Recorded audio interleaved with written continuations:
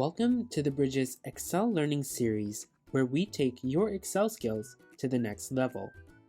In this video, we will look at how to use data calculations to automate the process of date data entries. Date calculations are a useful function to automate the process of using dates in your data. Date calculations can be used to add or subtract from dates, as well as to calculate the difference between a set of dates, such as if we wanted to quickly see how long a process took between two periods.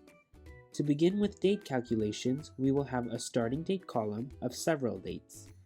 If we wanted to find out what date it would be 1 week or 7 days from that starting date for all the dates within the column, we can simply use a formula that references the date cell and uses the appropriate modifier, such as plus, and add 7 to it. Alternatively, we can alter the formula to remove 7 days by changing the plus to a minus sign in the formula. If we wanted to add or subtract months instead of days, we would need to use the eDate function. eDate makes reference to a starting date and the number of months being added to or subtracted from the starting date. If we use eDate starting date 1, we add 1 month, whereas if we use eDate starting date, minus 1, we would subtract 1 month.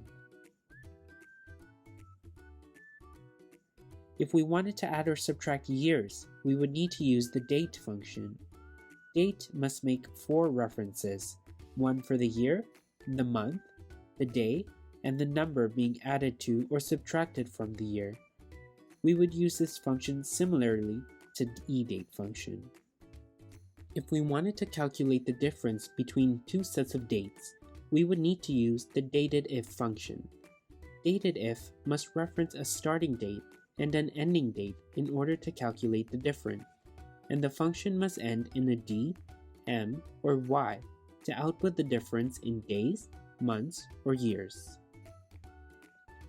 Check out our website for more presentations. You can also download the Excel sheet from our website to practice the functions yourself.